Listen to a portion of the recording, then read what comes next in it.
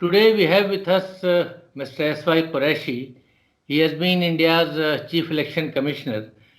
Besides holding that prestigious position, Qureshi Sahab is a well-known public figure and he commands respect especially for his balanced views concerning public issues. Uh, Recently, he has written a book uh, which is talk of the town these days, and the title of the book is Population Myth, Islam, Family Planning, and Politics in India. It's a, we can see this, that the title of this book. Uh, it was launched, I think, only recently, last week only, and it's a path-breaking book in many ways.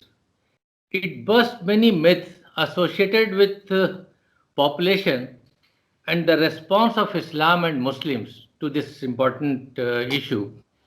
So today we have invited Qureshi Saab to reflect on this important subject.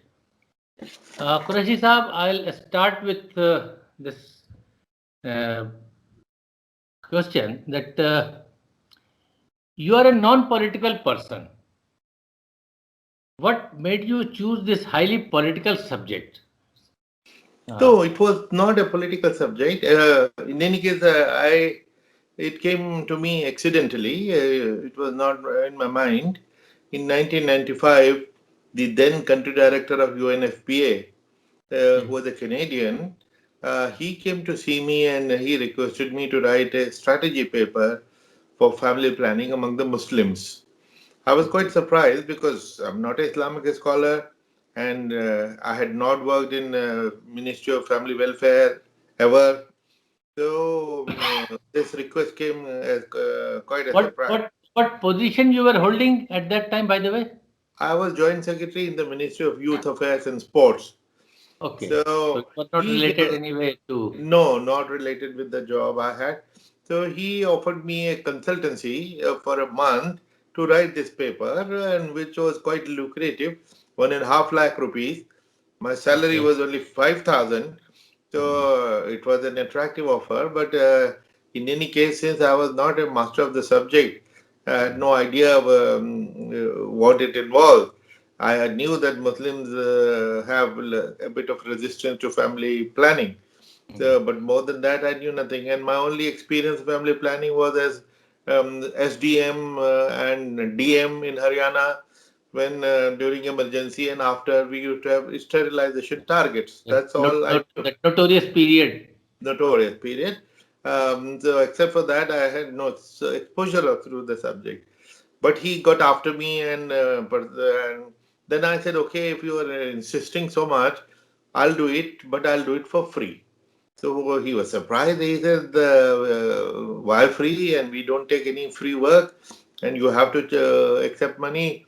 So I said, all right, I'll accept 1 rupee.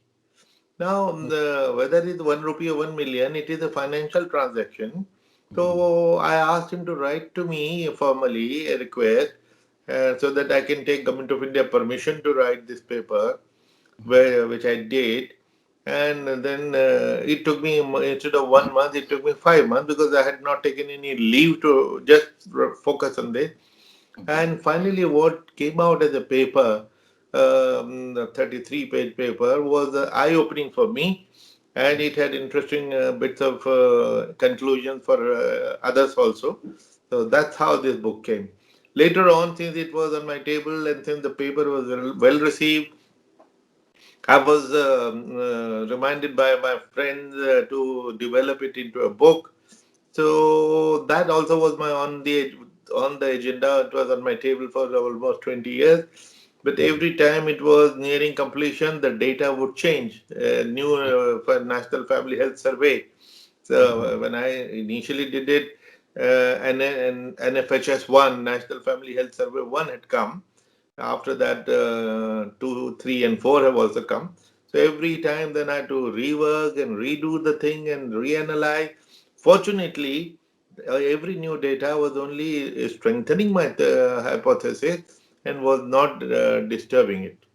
So that's how Okay. the book came about. Yeah. So that means it's a result of your 20, almost 25 years Yes. of work. It's Yeah, not yeah. just that. Off and on, and not that I was just focused on that. Off and uh, on, I'll put it on the back burner and I start again, and then new data will start afresh. So off and on, it was on the table, and that's how. there is Finally, made full use of COVID lockdown, since I had okay. nowhere, could not go anywhere, and there were not too many activities. So I Uh-huh. used this time to finish the book. Okay, great. So By the way, again, there is let me mention why I mentioned that I did it free, and what was this free yes, way? sir, yes, sir. What was Yes, the inner it will be voice? interesting. Yeah, what was the significance of the inner voice? Uh, uh, 5 years after I'd written the paper in the year 2000, I was in London where my daughter was studying. I was staying in a hostel. I got a phone call from one Dr. Qureshi, who introduced himself as the president of Muslim Doctors Association of UK. Okay. And he said, "Look, we have read your paper and we have certain issues to join." So the tone was a little uncomfortable for me, and I thought they're coming to beat me up. So my friends were warning me when I was writing the paper, thinking that it should not be like Salman Rushdie or Taslima Nasreen type of work. So, but it was not. Anyway, I said I'm leaving for home, and my flight is next day morning. So they came to the airport, and they made a statement which lingers in my mind. They said that family planning is a Western conspiracy against Islam, and they hire mercenaries like you through UN agencies to write such papers. Now, every word you will notice was important because I was hired by the UN agency, UNFPA, and it's a different matter that it did not take any money. But if I had taken any money, I would have been a hired mercenary. And paise leke lik jo chaka lik palo. Yes. That was the implication. So since I had not taken any money, I pounced on them. I think, look, America may be hostile to Islam and Muslim countries, but this cannot be their conspiracy, because it's not that they are producing 10 children and asking us to limit our families. That's not the case. Their replacement ratio is also in question these days. So, and how will our numbers be a threat to them? Even Bangladesh, Indonesia, all these countries, if they treble their population, so it will not be a threat. In fact, there will be more consumers, bigger market. So, of course, they had no answer. They gave me some literature and said they will send me some more, which they never did. But my resolve to convert it into a book became strong. And After finally, that conversation. yes, after, yeah. And also because my friends were also reminding me, asking me about it, and suggesting that I develop into a book. So finally, it has seen the light of the day. Okay, my next question is also related to what you are saying, that you have ventured into a very sensitive subject. You have referred to Islam and Quran and all those things. So, how has been the reaction of the Muslims in general and the clergy? Yeah. And one more question: how have you ever been able to convince your average Indians about the position of Islam on Well, this? yeah. In fact, this book is interesting in the sense that it is a four in one kind of a book. Part of it is written as a demographer, which only talks of statistics, how the population has grown across communities, across a state, totally as a demographer would write. And then there is a book as an Islamic scholar.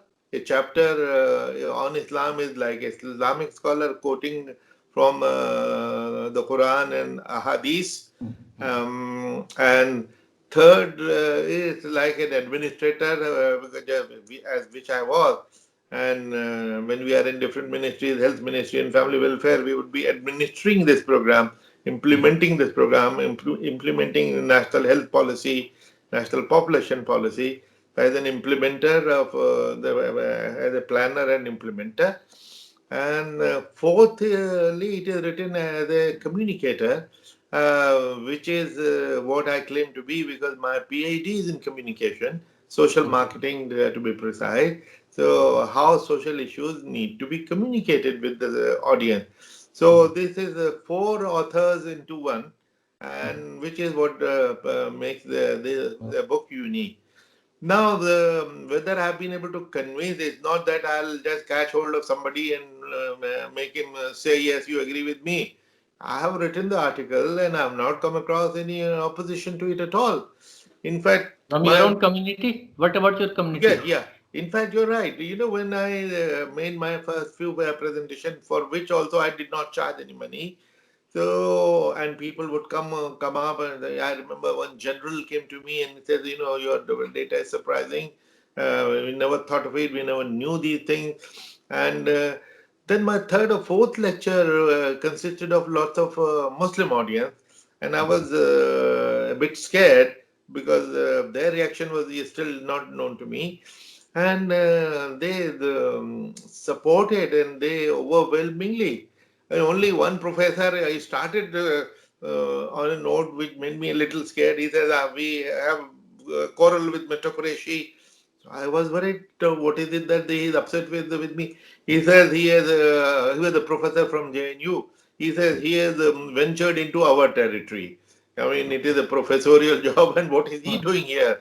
So, except for that, it has only received a lot of appreciation and support. That means you have not been challenged for what you have said No, not, with not. reference to Quran and Hadith.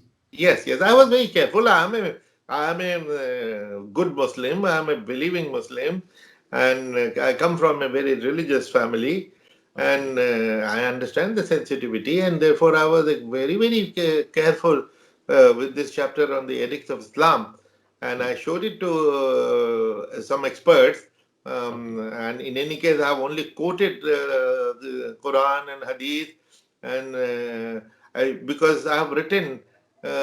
Maybe that would have been your question later.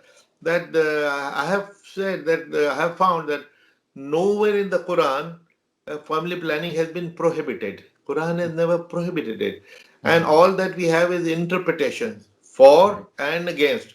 I've mentioned all those interpretations of the Quran and of the various ahadith which are for or against, and my own conclusion is that Islam is totally supportive of the concept. In fact, my conclusion is that Islam is the pioneer of the concept of family planning. It is a marvel that 1400 years ago, when there was no population pressure anywhere in the world, Islam talked of quality of upbringing, quality, the importance of health of women, children, and in conclusion of family planning. So I think that is what I have tried to say. That in interpretations, Muslims may have come to different ideas, but my understanding of Islam is what I have written, and so far I have received a lot of appreciation. Another topic that you have touched upon is polygamy. So again, it's a very sensitive issue, and it somehow it has been associated with Muslims only, whereas you have said that Muslims are not the main uh, community. There are other communities who are ahead of Muslims when it comes to polygamy, and in that you refer to in 1975 report, the status of women in India. Hardly anyone remembers that report. It has never been, at least I don't remember that it has been discussed. Uh, so, would you like to say something more about that report? Who commissioned it? What was its brief of that those who did it? Yes. First, before I come to polygamy, I would like to mention what were the allegations against the Muslims Okay. from the right-wing narrative. One, that Muslims produce too many children. Mhm. Second, it is disturbing that demographic balance is getting disturbed because Muslims are producing too many children. And they said, they alleged that it is an organized conspiracy for the Muslims to overtake the Hindu population. Mhm. And they use polygamy for increasing the population. And Mhm. from all this comes the famous or notorious slogan, "Hum panch, hamare 25, hum char, hamare 40," as if every Muslim has 4 wives and 25 children or 40 children. I have not seen any Muslim even with 2 wives or 10 children. But this allegation, therefore, is absolutely rash and false. Now, the fact that polygamy was mentioned as the way population of Muslims is increasing, I had to deal with it. Number one, what does Islam say about polygamy? And what is the extent of polygamy? Let me first answer your question about this report. Report, yeah. There was a Government of India committee to see the status of women in India, and they came out with this report, which was titled "Towards Equality." And they found that all communities in India had polygamy, and in fact, the least polygamy was found among the Muslims. Now, tribals had 15%, and then the Buddhists, Jains, and Christians, and 5.8% Hindus, 5.7% Muslims, the least. So that was an interesting finding. I wanted to see whether this is just a stray one-off freak finding or Mhm. that is a trend. So I Okay. looked at the census data of 1931, 1941, 51, and Okay. 61, and Mhm. I found that this was the trend in all those censuses. So for us Muslims, although we hardly practice polygamy, but we are willing to fight and die for it. I think it is we need to चार reconsider चार that. शादियों की बात होती है। चा क्योंकि जिसके एक लिए एक हम जो हम करते नहीं उसके लिए हम लड़ने मरने को तैयार हो जाएं, मुझे थोड़ा सा इस पे हैरानी होती है कि जी, जब हम करते नहीं तो छोड़ दें। जी। जैसा कि बहुत सारे मुस्लिम कंट्रीज में है, हाँ, it is bad. it's not yes, you right. can't do it on your will. I mean, yes. you have to and take permission and all. secondly, now what does Islam say about polygamy? Uh, Islam also, only in one verse of the Quran, polygamy is mentioned. Only in one verse, जी, जी, which says that you can marry two, three, or four. जी, Now, this is an incomplete verse. The complete verse is that you can marry from. Now, we have to understand the context also of this verse. This was in the context of the orphans and widows. mhm, When Allah is saying that mhm, treat the orphans fairly, do not misappropriate their property, mhm, do not misappropriate their good things and replace them with your bad thing. And in fact, the fairest would be that from among them, marry two, three, or four. mhm, Then it goes on, provided you can treat them equally, which mhm, is a very difficult thing to do, and therefore advisable that you marry one.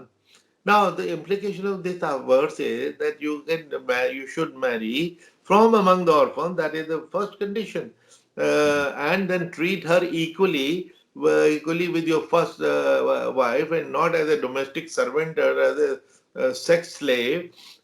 Give her total equality and give her total security, economic security. That is the implication. Now, everyone says that this is a permission and not an injunction, that mhm, everyone should have two, three, or four wives. It is only a permission, which also is conditional to fair treatment and equality. I say that the condition is not just one, conditions are two. Equality is one, and then the ayat says from among them, from among the orphans and okay. widows, marry you two, three, or So, four. so what you are saying that is that Muslims themselves are to be blamed for for their insistence for phone marriages. They are giving a weapon to the detractors or to the right No, wing no, people no, for no. propaganda. I won't put it this way at all. Actually, the Muslim stand and the Muslim ulama stand is also correct. They say that whatever is permitted by the Quran, that means it is permissible. The courts cannot interpret the Quran. The government cannot interpret the Quran, and it should not be taken away by the government because it interferes with the interpretation of the Quran. So, which is why the objection. But as I said, since we don't actually practice polygamy, and it makes sense, just as in many Muslim countries, there is no right-wing pressure there.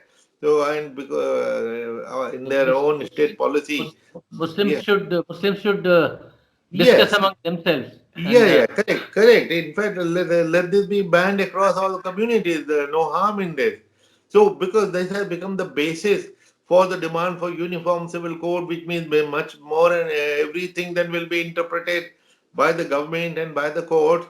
So, whereas the interpretation of the Quran should be left to the clerics of the ulama of Islam, rather than some non-Muslim interpreting what Islam says.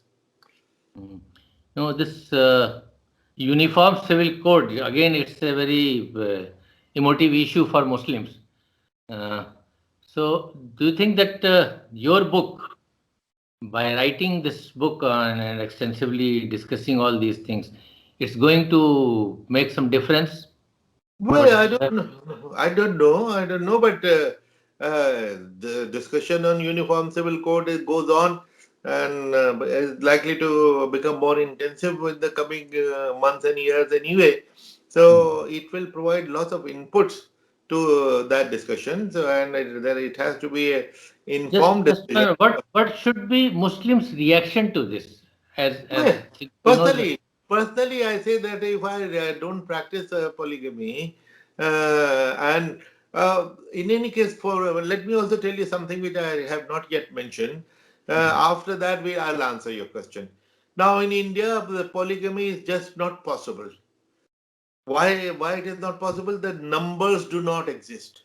There is gender ratio which is against women. For 1,000 men, we have only 940 women. Now, if I want to marry a second woman, where that woman will come from, there is not even one full wife, one full woman available to one man. It is only zero point 0.9 wife, statistically speaking, right? okay. Now, second wife and the third wife, where will she come from? Suppose, despite that, I am married to, you will remain a bachelor because I would have taken away somebody else's right.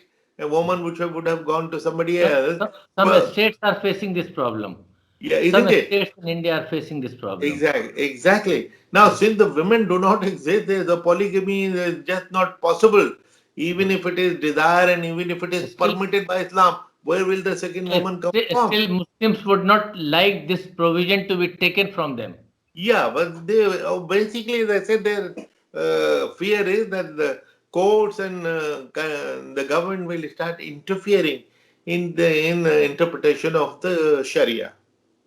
That is the reservation. But otherwise, it will not make any actual difference because there is hardly any woman available for the second marriage. Okay, how to deal with right-wing propaganda? Because, as you said, that it has been politicized, this population issue and family planning and polygamy and all those things. So, how to deal with what is going on these days? I mean, it has Well, been going on ever since, but nowadays we find it more acute. no, but, of course, to deal with any propaganda is to reply to what they are saying, their allegations. So we find that, of course, there have been two, three demographers who have written about it. Mine is not the first book, and the people who have written about it are all non-Muslim. They are all Hindus who have questioned these figures, the saffron demography, as they say. So We need to talk about it more, we need to discuss it more, and we need to disseminate it more. Because if you having heard this hundreds of times, even I believe that Islam is against family planning, for instance. But when I studied it for myself, I came to a different conclusion. Now, I hope that when people read my book, whether Muslims or non-Muslims, they will have to think whether what exactly is the real situation. Okay. And there is another political question that comes to my mind is that what future do you see for Muslims in India? Because in Modi's India, the Muslims are politically and electorally becoming irrelevant day by day. And So, I think I would avoid that question because that is a totally political question. uh, Because I would confine myself to my book. So but, I suggest that but you stay on my book. this question is related to what you have dealt with, the subject that you have dealt with. That Muslims are facing this among many challenges that they are facing. I You mean, know, this the this Muslims have. their political future is linked to the propaganda that is being done against So them. we just need to counter that propaganda. That is all, and there is enough material in this book to counter the propaganda. I've received lots of on the social media lots of hate messages, but they are very general, and nobody has read the book, and they Yeah. are totally illiterate trolls.